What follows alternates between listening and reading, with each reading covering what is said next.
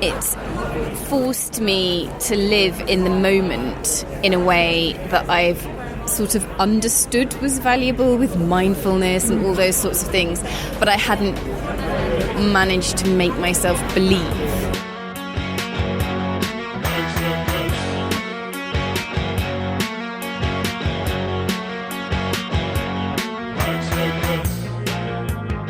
Welcome to Hack Circus. This week I talked to Alex Heminsley, or Hemo as I know her on the internet. I've known Hemo for quite a few years now, actually.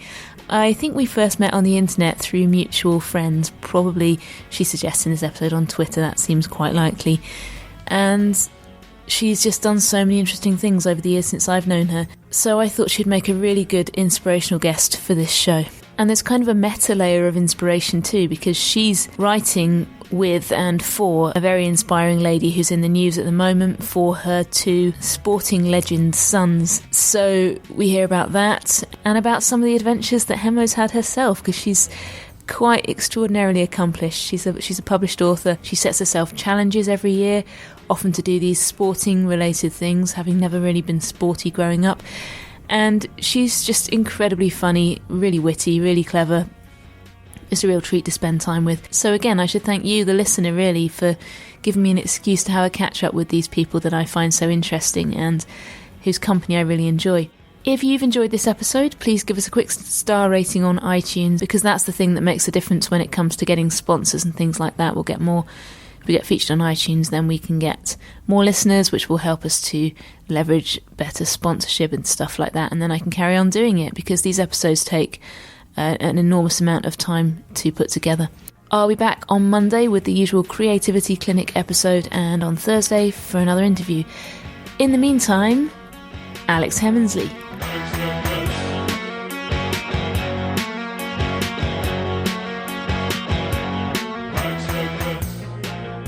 I never want to call you Alex. It seems like you're Hemo to me. But yeah. You do have a real name, which is Alexandra. I'm Alex Heminsley, or Alexandra Heminsley, but Hemo, which is my nickname online, genuinely was my nickname for years and years and years before social media even existed. Oh, wow. So it's not. Right. I think sometimes it's not as weird for me to be called Hemo as people who came across me online think it might be. Right. Like, I was called it to my face for a long time beforehand.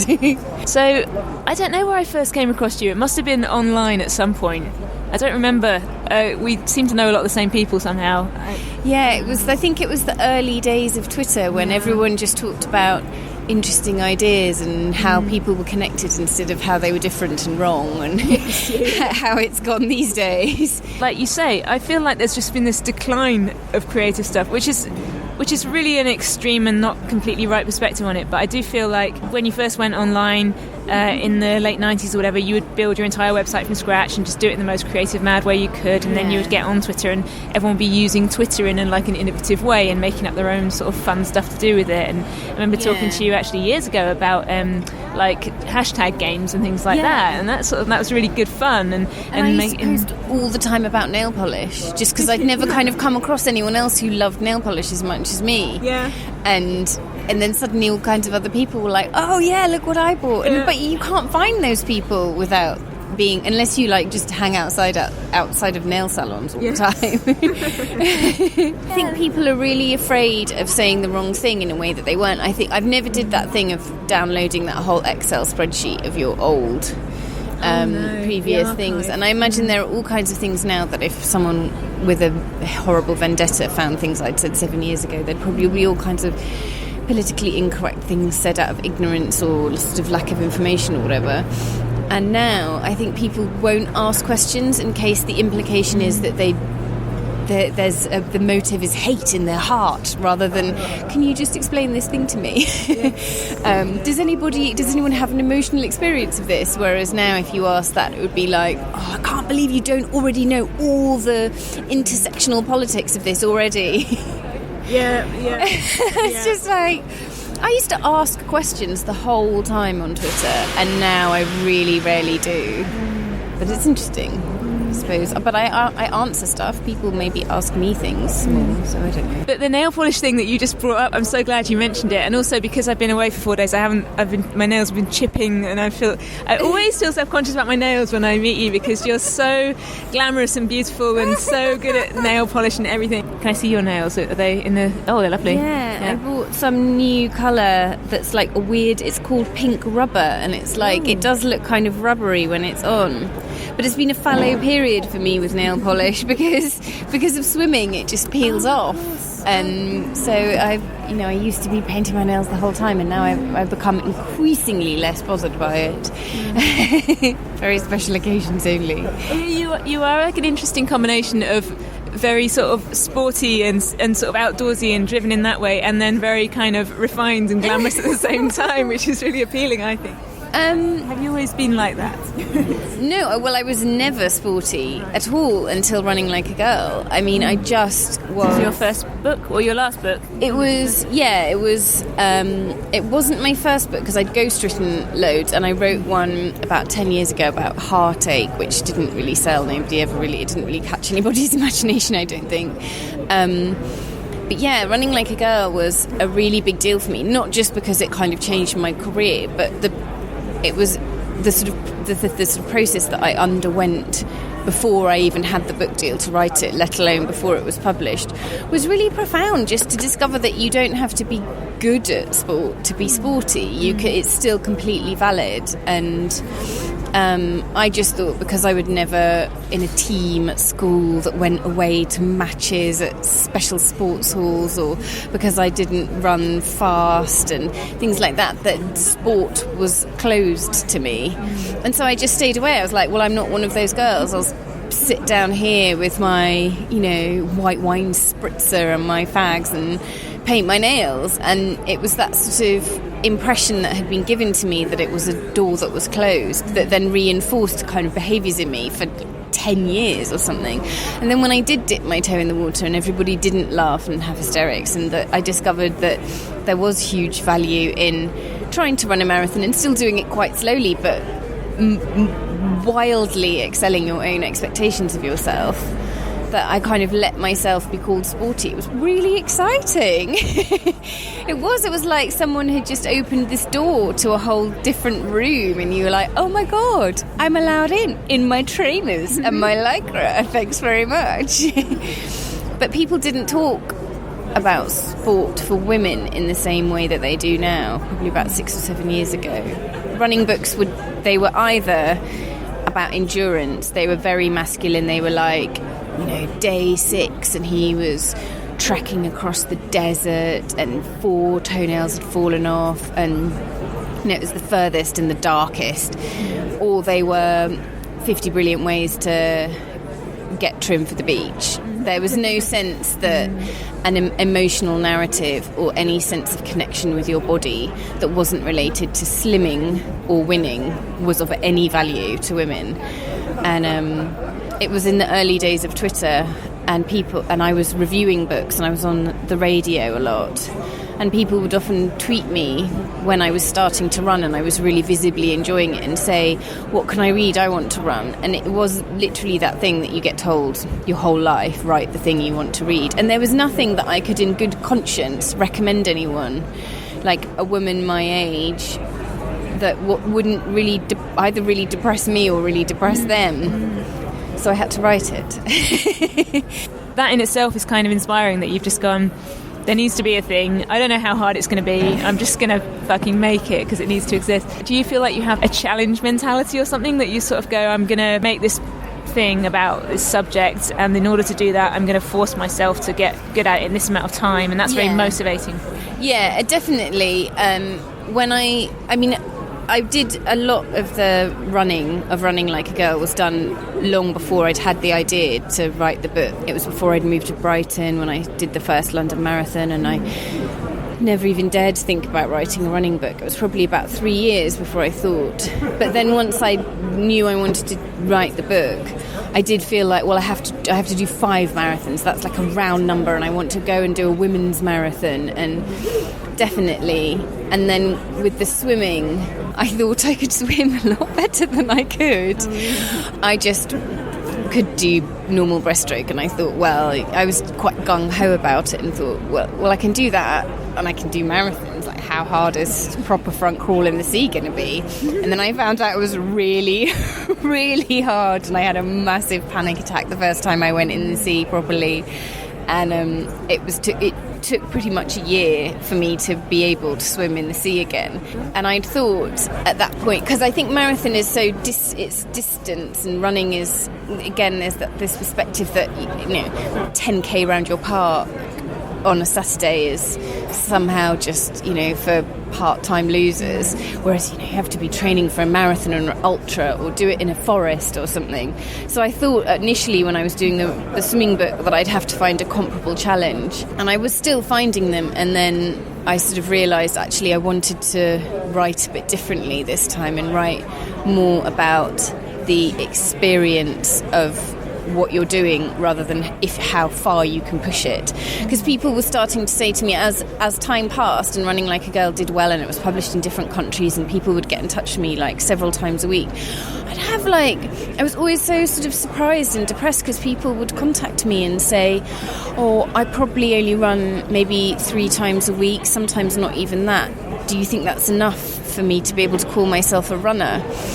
And because there's this marketing, like this, it's the same as the beauty industry, where you have to kind of, this season it's eyeshadows in palettes instead of singles, and it's like there's this mad kind of constant drive for the new thing, that in order to keep people buying tickets for races, they would change the distance or change the nature of the event. It's like, it's okay to just go for a run. But it was I could see that all the sort of beautiful few years of people feeling emboldened to run was then slowly being erased by this idea that it had to be an ultra marathon, or it had to be along a glacier, or as the marketing was trying to keep people buying more different kinds of shoes and stuff. So with the swimming, I did want to kind of just write about the experience of doing it year round, and a bit more about the nature of it. It ended up being more about the cold than the distance, this book. So yeah, I just want to keep away from that, the sort of juggernaut of the new.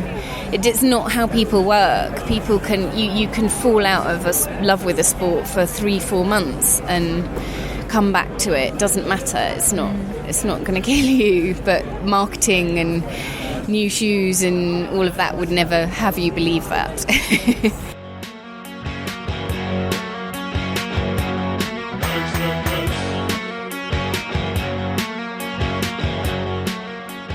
Like you say, it's not about how far you go. It's there are other challenges you can do that aren't, like with running, it's very obvious to say, well, I'm going to run this fast or I'm going to run this far. Like, those are the 2 metrics. But with swimming, you kind of go, well, I'm gonna swim in this really cold water and see how long I can handle that. Yeah, I mean, I spent literally years running up and down the Brighton seafront. I trained for 4 marathons in that sort of spot, and it's lovely and flat, so I would do like loads of distance running, and then once you come off the seafront in Brighton, anywhere you go you have to go uphill, so you could kind of have everything you needed for any given run.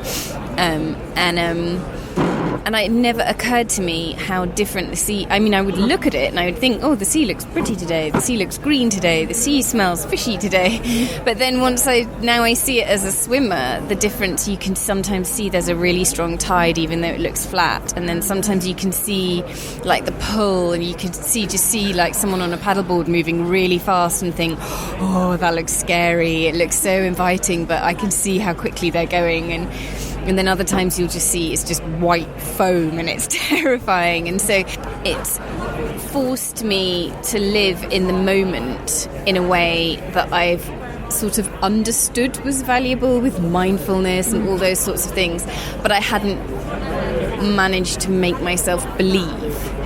And so you have to, when the sea looks amazing and someone texts you and goes, have you seen outside? We have to go. I will kind of not work or whatever for an hour and a half and go and have that swim, because it will go, it will change. And similarly, you can spend all week really, I need a swim, I want to get in, I want to stretch out, and then you'll wake up on Saturday morning and it looks like a washing machine.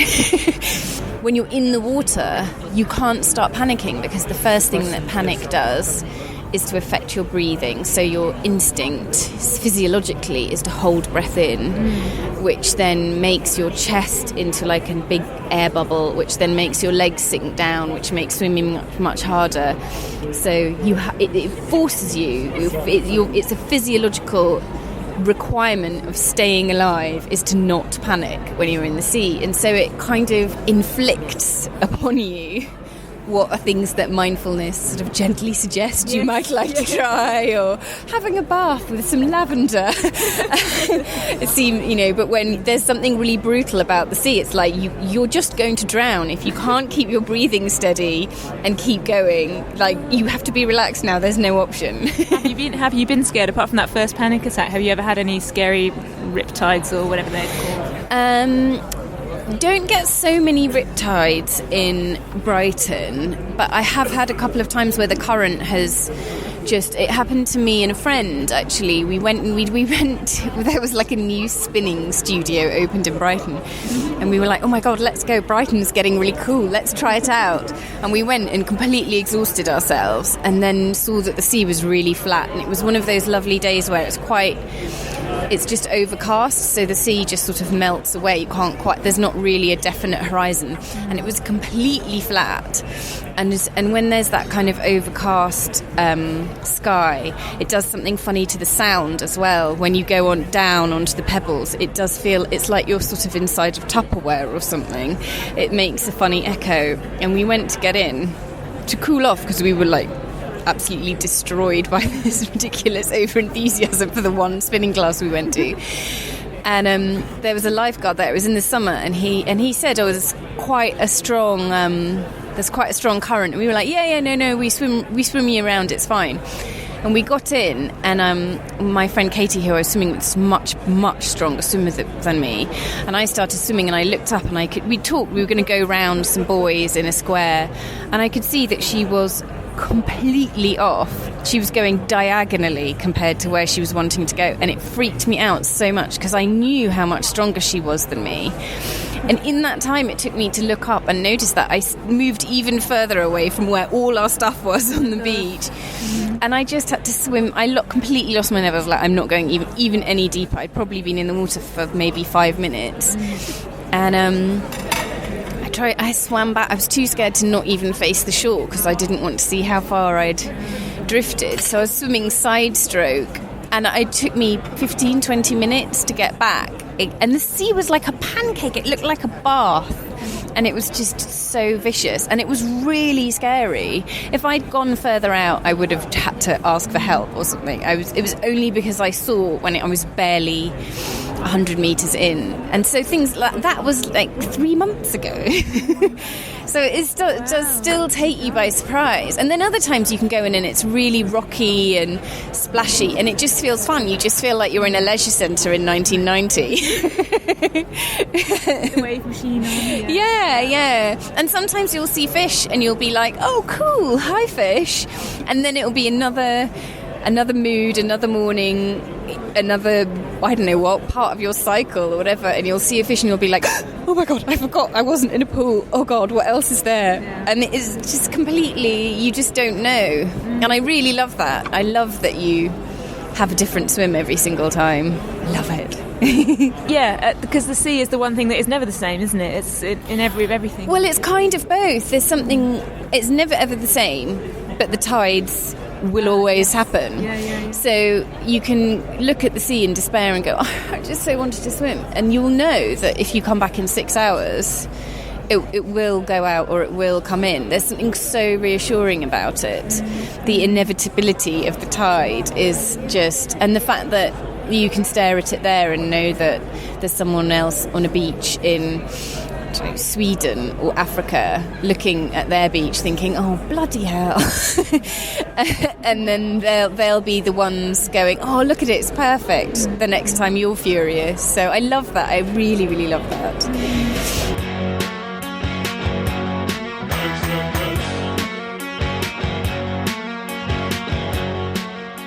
Before I was doing the swimming book, I spent nearly a year trying to write a book about boxing and ballet because I thought they were so similar. I was really fascinated by it, about the kind of... I was taking Muay Thai classes, like Thai kickboxing, and it's so close to a dance, and it's so communicative, and you have to have that sort of agility and completely different skill set, fitness-wise. And then I was also taking ballet classes at the English National Ballet.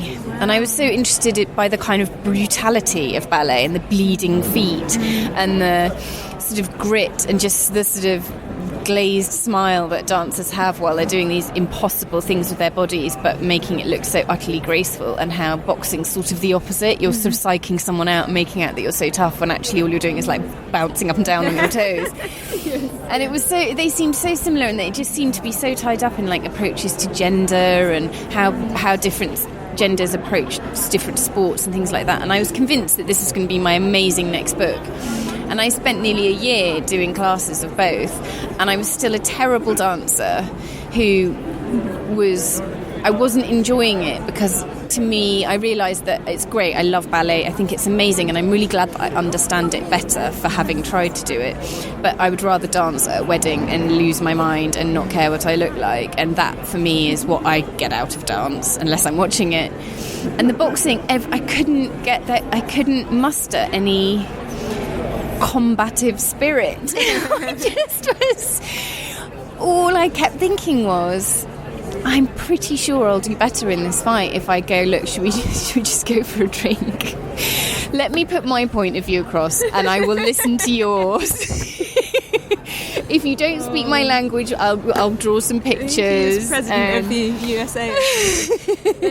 Yeah, I mean, but this is what I mean. Like your approach is always like, I'll try and become an expert on it myself, or I'll try and become good at it. Even if you can't become an expert, you have to be able to do it having understood a part of what it is like. I mean, basically, I guess, yeah. If I could have the perfect career, it would be George Plimpton. Such a classic example of that kind of career that you could have if you were that class and that level of education at that point in history. He's the ultimate baby boomer career. He's just like, well, I'm charming and I have a nice turn of phrase. Why don't I spend a year becoming an amazing whatever number? I mean, he must have done about 7 or 8 sports, and all the books are amazing and readable, and they're all really, really male. But it's like, where's the woman that did that stuff? Where? I want those stories too. You are, though. I mean, to me you are. I think, like, when I can find out about the next exciting adventure you're going, like, brilliant, go Hemo, do it for us. Be the George Plimpton of the ladies so much. I mean, I'm so intrigued by but that confidence that he had of like, this is a valuable way for everyone to spend their time. And it's like, really? And yes, it is. And he's just like such a Renaissance man with these ideas, but it's the ability to empathise with sport, because sportsmen are generally incredibly boring because they have an ability to train, and training is boring. It's doing the same thing repeatedly for incremental change. It is not an exciting emotional narrative to be an excellent sports person. And so anyone who can write about sport well is doubly good at writing, as far as I'm concerned, because it's tedious. It is a tedious life, I think. Now, as we mentioned before, well, I don't mention here yet, but you are writing a book about tennis, but about some extremely famous tennis players. Yeah, well, I'm all in the news today as well. It's all like, that's relevant to Hemo. That's today, yeah. So well, my next book of me is the swimming one, Leap In, which is about the cold water swimming. But at the moment, I'm writing Judy Murray's memoir with her, which has been one of the most joyful professional experiences of my life. It's been so, just the most sort of seamlessly happy and fulfilling experience. I wrote to her 2.5 years ago, before she was even on Strictly, to see if she wanted to do a book, because I think she's really interesting. I knew that she would have an interesting story, and I just got like a letter back from her management saying she thanks you for your kind inquiry, but she's not interested in doing this, and she'll get back to you if she ever is. And I thought, well, that's that then. I'm never going to hear from her again. And then she went on Strictly, and it got much better known on her own terms and all of that kind of trajectory happened. And then the week that I delivered Leap In to my editor, I got a call from her management saying she's interested, do you want to come and meet her? And I was so excited. I mean, it's just, even if she hadn't wanted to write with me, I was so excited that my faith in her had been vindicated, that she was the kind of person that would remember. that alone made me really like her. I love that fact. I love that fact combined with the fact that you just wrote to her and said you want to do a book. Like, that to me, I thought, oh God, I should do that. And I wrote her, it was almost like a fan letter. It was really heartfelt, because I sort of wanted her to believe that I didn't want to do that kind of women's magazine narrative of like how I got to be like the best mum ever and have cool hair now. I knew that how she was being described in the papers a lot of the time 5 years ago seemed to completely be at odds with how I thought she looked like she was behaving or what she was experiencing. So I kind of said that to her. I said, I don't want to write about Dunblane or your new hairdo or whatever. I think the comparison that I made at the time was, I think you're the Sheryl Sandberg of sport, but now I would say she's the Hillary Clinton of sport, except even more successful. But it's been fantastic, because Running Like a Girl was quite emotionally draining, because it was about me and it was about my body, and I ended up doing really well, so I was talking about myself for like 2 years without stopping. And then Leap In is even more about myself. It's way more personal than Running Like a Girl it even was. And so to move straight on to talking to somebody else about themselves the whole time was a tonic anyway. Even if she'd been horrendous, it would have been satisfying. But she knows she's got such a sort of low centre of gravity. She knows who she is. She has boundaries about what she doesn't want to talk about, which are very simple and not precious and weird at all. She's just really easy to talk to.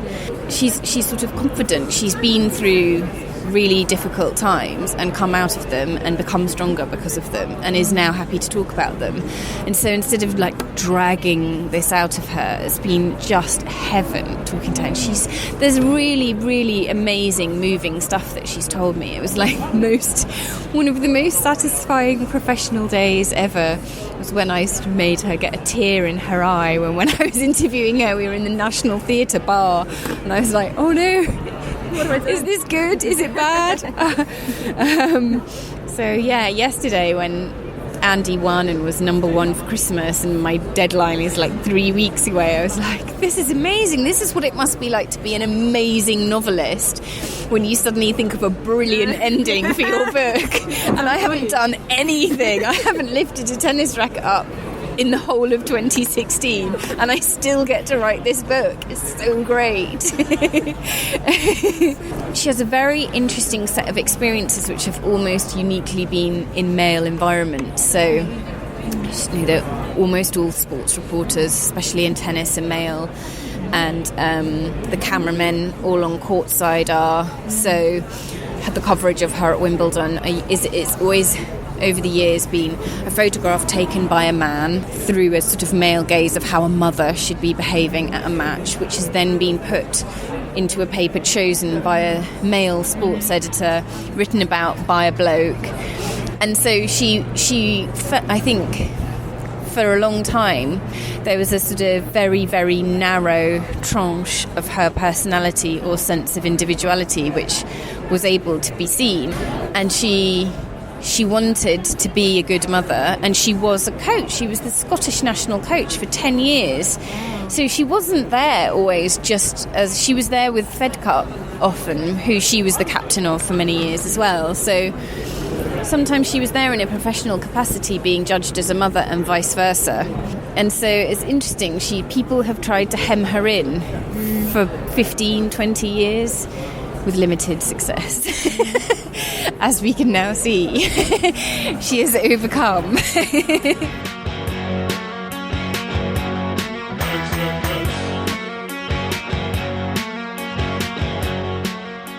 If you follow Hemo on Twitter, at Hemo, I think, or Instagram, or anywhere really, she is really funny, like really original. Like every single tweet is just a delight, and you will just be like laughing out loud reading her stuff. and just like really imaginative. The humour is so different, and I just love it. Have you always been like? Did you always kind of, as a child, were you making stuff up and being funny and this sort of thing? Is this something that's come with the internet? I think so. No, I think the internet was like it provided enough anonymity that I didn't feel like I had to be the right shape for any given thing. Like, I'd been trying to write for women's magazines and stuff when sort of 3-4 years, but I was always trying to write to sound like somebody that wrote for women's magazines, and so I never was really getting anywhere, I don't think. But I think I have quite a weird wordy family. My mum she grew up in the Caribbean. She's half Colombian and half French, and she grew up in Trinidad.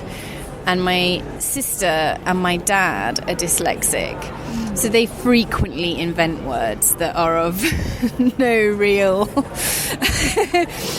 consequence to anyone outside the five of us. My brother is quite rock steady, but my mum, we call her the Twister because she's just like an anecdotalist. She will go to post a letter and trip over a pebble, and she'll come back with a half-an-hour story. And my dad and my sister are making up all kinds of extraordinary turns of phrase. And now my sister has children, and they use weird words, and so there's quite a lot of it's almost like my husband says that it's like there's almost one-upmanship when we're all together of like telling a tall tale kind of thing. So I don't think it was ever anything to do with trying to be funny, but trying to say something in the way, the most exact way, like the best feeling ever. My sister once said to me, I'm as tired as a pillow. I just knew exactly what she meant. It was just, yeah. And then listen to this is the best thing. I stayed the night at my sister's house last week. And it was Sunday night because I was interviewing Judy really early on the Monday morning, and my sister lives in London, and my 5-year-old nephew, it's his favourite thing to like try and get in some fuzzy felts before he has to go to school. So at 7:01 he appeared with this box of fuzzy felts, and we were happily playing away, and my sister came in all like busy, and he was like, right, you're not wearing school uniform today because everyone has to wear all blue because it's anti-bullying week. And obviously my nephew then went, what's bullying? He's only 5, he'd never heard of it. And my sister went, Ali will tell you, and walked out again. So I was left explaining to him what bullying was, and he looked very thoughtful. And I said, do you understand? And he went, I'll put it with my motions. And I said, sorry, what? And he said, my motions. Like, you know, I have some about family and some about like learning to read at school, or just stuff I've done in the playground, my motions. And I kind of knew exactly what he meant, like a sense of like, I'll put it on the back burner. There was a sense of cogitation, the word but it wasn't about, he hadn't mistaken it for the word emotions, because he did say, and some of them are about feelings. Right. So I knew that it wasn't emotions. Yeah. But I did like the turn, a phrase of motions, just like the kind of cogitation, churning something over. And I just nodded, and he like looked at me, and I went, okay. Well, it's and beautiful. Yeah. And then I had lunch with my agent later that day, and she said, like, I'm going to use that. That's what you need to say to writers. Like, just put that idea with your emotions. And then when the paperback of this book's come out, have a think about it again. You might feel differently. It might be something you want to write about after all. And I know it's just been absorbed into to my language. And now it's on this podcast. It's going to be spreading like wildfire. I know. I came home and I put it on my personal Facebook, and I said to my friends, like, you don't have to all use this. Just put it with your emotions. And if it sits with you, you can use it. And everyone knew what I meant. I absolutely knew what he meant from the way his face. He was really thinking about, wow, bullying seems bad, but we're allowed to wear clothes to combat it. They're a certain colour. And he was really thinking about it, and I totally got it. So cool. It's poetry though, and that's why I think about a lot of the stuff that you put on Twitter and the way that you write. You used to, I know you still do, used to write an excellent blog about nail polish, which seems kind of frivolous now, but somehow you always made it really interesting and sort of not feel frivolous.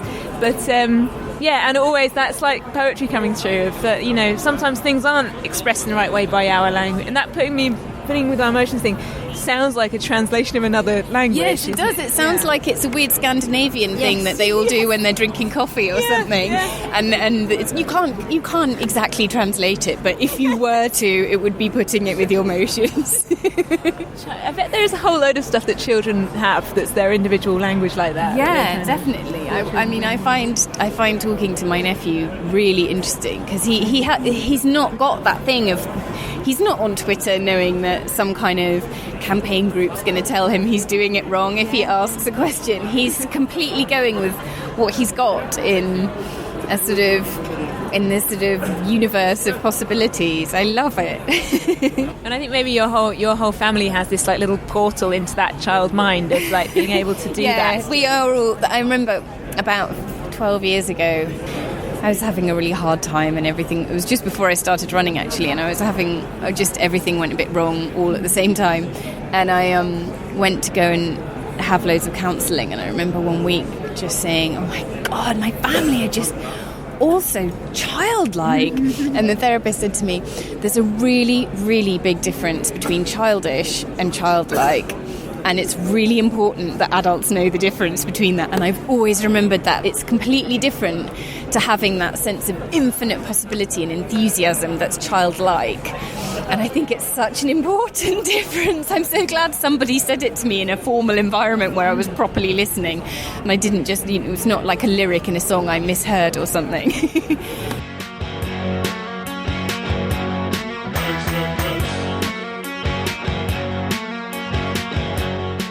And that's it for this week. Thank you so much for listening.